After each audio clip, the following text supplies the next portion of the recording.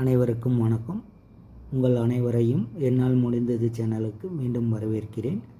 இந்த முறை நான் போனது பார்த்திங்கன்னா மங்களதேவி கண்ணகி கோவில். இது பார்த்திங்கன்னா தேனி இடுக்கி டிஸ்ட்ரிக்ட் நடுவில் இருக்குது.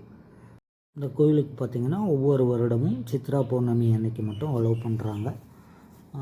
இந்த வருடம் எனக்கு அங்கே போக வாய்ப்பு கிடச்சிச்சு. ஸோ நான் போனேன். அதை பற்றின வீடியோ தான் இது. இந்த வீடியோவில் மேலும் நிறைய பேசுவோம். அதுக்கு முன்னாடி அவங்க கொஞ்சம் இன்ஸ்ட்ரக்ஷன் தான் பண்ணுவாங்க. அதுக்கு பொதுமக்கள் கவனிச்சுட்டு 5:30 நாங்கள் அலோவ் பண்ணுறோம். அதுக்கு ஒரு சில இன்ஸ்ட்ரக்ஷன்லாம் இருக்குது. உங்களுக்கு வே மார்க் எல்லா இடத்துலையும் இருக்கும். அந்த வே மார்க்லேயே போங்க, வேறு எங்கேயும் டைவர்ட் ஆக வேண்டாம்.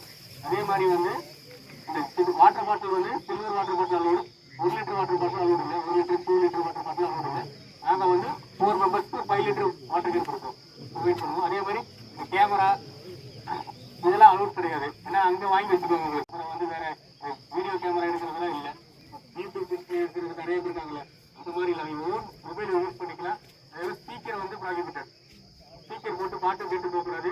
ஸ்பீக்கர் தான் இங்கேயே கொடுத்துட்டு போங்க. இல்லைன்னா நீங்கள் வந்து ஒரு பேப்பர் எடுத்துட்டு போயிடலாம்.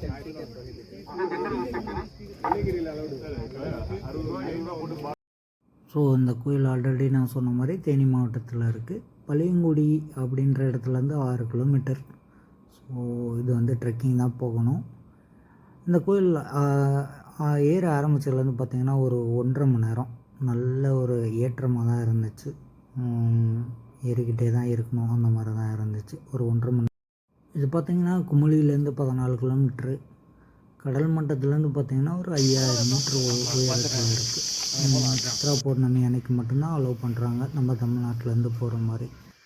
கோவலனுக்கு வந்து பாண்டிய மன்னன் முழுமையாக விசாரிக்காமல் மரண தண்டனை அழித்து கொன்றதுனால கோபத்தோட கண்ணகி பாண்டிய மன்னனின் அரசவையில் அவன் தவறை உணர்த்தி தவறாக நீதி வழங்கிய மதுரை மாநகரமே தீப்பற்றி எரியட்டும் என்று சாபமிட்டு மதுரையை எரித்துவிட்டு அங்கேருந்து இங்கே போயிருக்காங்க.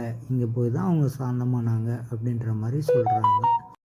ஸோ இந்த கதையெல்லாம் கேட்டு இங்கே தான் வந்து அவங்க தெய்வமாகி போனாங்க அப்படின்ற மாதிரி கதையெல்லாம் கேட்டு சேரன் செங்குட்டவன் அவங்க மனைவி 2 பேரும் வந்து கண்ணகிக்கு கோயில் கட்டலான்னு தீர்மானிக்கிறாங்க. அதற்காக இமயமலை சென்று அங்கேருந்து கல் எடுத்து வந்து இந்த கோயிலை அமைச்சாங்களாம். ஒவ்வொரு வருஷமும் சித்ரா பௌர்ணமி அன்னைக்கு மட்டும் அலோவ் பண்ணுறாங்க. அந்த அலோவ் பண்ணுற அன்னைக்கும் பார்த்திங்கன்னா 2 தமிழ்நாடு கேரளா கவர்மெண்ட் 2 கவர்மெண்ட் சேர்ந்தவங்களும் பேச்சுவார்த்தை நடத்தி அதுக்கப்புறம் தான் வருடந்தோறும் இதுக்கு அனுமதிக்கிறாங்க. ஸோ இப்படி பார்த்திங்கன்னா இந்த ஒரு 1.5 மணி நேரத்துக்கு அப்புறம் ஓரளவுக்கு சமாதானமாக இருந்துச்சு. ஸோ சமாதானமாக அப்படியே நடந்து போகிறப்போ பார்த்திங்கன்னா நடுவில் கேரளா கவர்மெண்ட்டோட செக் போஸ்ட்டும் இருக்குது. அங்கே பார்த்திங்களா, அங்கே தெரியுதுல, அதுதான். ஸோ இந்த இடத்துல பார்த்திங்கன்னா நம்ம பேக்கெல்லாம் செக் பண்ணிவிட்டு எதுவும் பிளாஸ்டிக் இருந்துச்சு அப்படின்னா அங்கேயே வாங்கி வச்சுக்கிறாங்க. இந்த கேரி பேக்கு அதெல்லாம் அலோடு கிடையாது. ஸோ முழுமையாக பேக்கெட்லாம் செக் பண்ணிட்டு தான் நம்மளை இது பண்ணுறாங்க. ஸோ அங்கே மருத்துவ குழுவும் இருக்குது, வேணும்னா நம்ம எதாவது இது பண்ணிக்கலாம் அந்த மாதிரி. ஆனால் நல்ல ஒரு இயற்கையான ஒரு சூழல், சூப்பரான ஒரு ஃபாரஸ்ட்டுக்குள்ளே அப்படியே நடந்து போகலாம்.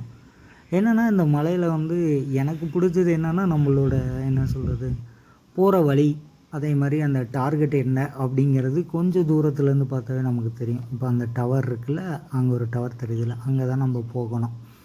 ஸோ அதுக்கு தான் நம்ம நடக்க ஆரம்பித்தோம், நடந்து போய்ட்டுருந்தோம். அதே மாதிரி இந்த மலையில் பார்த்திங்கன்னா என்ன போகிறப்பே இன்ஸ்ட்ரக்ஷன் கொடுக்குறாங்க, எல்லாம் ஹெல்ப்ஃபுல்லாக இருக்கணும், ஒருத்தருக்கு ஒருத்தர் உதவி பண்ணி போகணும் அப்படின்ற மாதிரி. அந்த மாதிரி தான் இருந்துச்சு. நிறையா என்ன சொல்கிறது, நம்ம நடந்து வர்றது அதெல்லாம் பார்த்துட்டு சில பேர் தண்ணி வேணுமா அப்படின்னு கேட்குறாங்க, ரெஸ்ட் எடுத்து நடந்து போங்க அப்படின்லாம் சொல்கிறாங்க. ஸோ ரொம்பவே அங்கே இருக்க மக்கள் கூட வந்தவங்க எல்லாமே ரொம்ப ஹெல்ப்ஃபுல்லாக தான் இருந்தாங்க. இப்போ யாராவது தடுமாறுறாங்க அப்படின்னா பார்த்துப்போங்க அப்படின்ற குரல் ஒரு 2-3 இடத்துல இருந்து வருது. அந்தளவுக்கு எல்லாமே ஹெல்ப்ஃபுல்லாக இருந்தாங்க. ஸோ ரொம்ப ஹாப்பியாக இருந்துச்சு. ஸோ இந்த மலை பார்த்திங்கன்னா இந்த மாதிரி ஒரு 2 பீக் இருக்கும். ஸோ ஃபஸ்ட்டு ஒரு பீக் ஏறணும், அதுக்கப்புறம் இறங்கிட்டு அடுத்த ஒரு பீக், இதுதான் அந்த கடைசி பீக். ஸோ அது ஏறிட்டோம் அப்படின்னா நம்ம வந்து அந்த ஜீப்பு போகிற தடம் இருக்கும். அதேமாதிரி நம்மளோட டார்கெட் எங்கே அப்படிங்கிறது நமக்கு தெரிஞ்சிடும். இங்கே தான் கோயில் இருக்குது அப்படின்ட்டு. ஸோ இது நல்ல ஒரு பீக். அது முல்லைப்பெரியாரா? இந்த ஜீப்லாம் வருது பார்த்தீங்களா, இது வந்து குமுளியிலேருந்து வருது. பெரிய டேம், இடுக்கி டிஸ்ட்ரிக்ட் குமுளியிலேருந்து வருது. அங்கேருந்து ஜீப்லையும் வரலாம். நான் போனது பார்த்திங்கன்னா நான் போகிறப்ப ஏறி போயிட்டேன். அதுக்கப்புறம் திரும்ப வர்றப்ப நான் ஜீப்பில் தான் வந்தேன். ஸோ ரெண்டு பாதையும் நம்ம இது பண்ணி பார்க்கலாம் அப்படிங்கிறதுக்காக. நல்ல ஒரு பசுமையாக இருக்கும், ஒரு புல்வெளியாக இருக்க மாதிரி தான் இருந்துச்சு. ரொம்ப கடினம்னு சொல்ல முடியாது, ஆனால் அந்த மலைகளை பார்க்கும் பொழுது நமக்கு அந்த கடினமும் நமக்கு தெரியாதுன்னு வச்சுக்கங்களேன். ஸோ அந்த அளவுக்கு தான் இருந்துச்சு. இங்கேருந்து பார்க்கையில நமக்கு அந்த மலைகள் எல்லாமே அப்படியே அருமையாக தெரியும். எல்லாம் ஒரு பசுமை புல்வெளி பூத்துன மாதிரி தான் இருக்கும். இங்கேருந்து பார்த்திங்கன்னா அங்கே பெரியார், அந்த முல்லை பெரியார் அந்த டேமோட வியூவும் தெரிஞ்சிச்சு. இது பாருங்கள் எவ்வளோ ஜீப் அன்றைக்கி ஒரு நாளைக்கு மட்டும் அலோவ் பண்ணுறனாலே என்னன்னு தெரியல, நிறைய ஜீப்லாம் போயிட்டு இருந்துச்சு. ஏன்னா அந்த ஜீப்பு போகிற பாதைகள் வந்து கொஞ்சம் புழுதி, அதாவது அந்த இது போகிறனால கொஞ்சம் புழுதி அடிக்கும். அது மட்டும் கொஞ்சம் கஷ்டமாக இருக்கும். மற்றபடி நல்லா இருந்துச்சு, சூப்பராக. அப்படி நம்ம நடந்துக்கிட்டே இருக்கலாம் போல. இதுதான் அங்கே பார்த்த டவர். அந்த டவரு கோயிலுக்கு கொஞ்சம் முன்னாடி இருக்குது.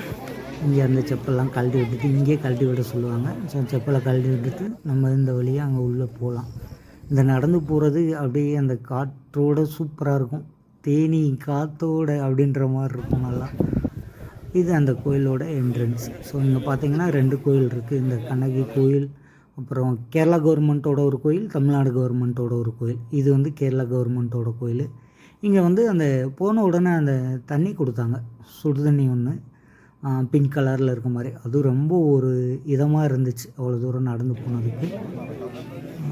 அப்படி லைனில் நின்றுட்டு சாமி பார்த்துட்டு, கேரளா கவர்மெண்ட் சாமியை பார்த்துட்டு அடுத்தது நம்ம தமிழ்நாடு கவர்மெண்ட்டோட கோயிலை பார்க்க போனோம். அதுக்கு க்யூவில் நின்னோம். க்யூலாம் கொஞ்சம் எல்லாமே ரொம்ப டீசெண்டாக தான் இருந்துச்சு. யாரும் முன்னே போகிறது அப்படின்லாம் இல்லை, நல்லா இருந்துச்சு. இவர் பூந்தி கொடுத்தாரு. அந்த பூந்தி சாப்பிட்றதுக்கும் ரொம்ப சுவையாக இருந்துச்சு. அவ்வளோ ஒரு மலையில் இங்கே பொங்கல்லாம் வச்சுருந்தாங்க. நல்ல ஒரு வியூ சூப்பராக இருந்துச்சு பார்க்கவே. ரொம்ப இந்த மாதிரி சிதலம் அடைஞ்சு தான் இருக்குது இப்போதைக்கு கோயில் பார்த்திங்கன்னா.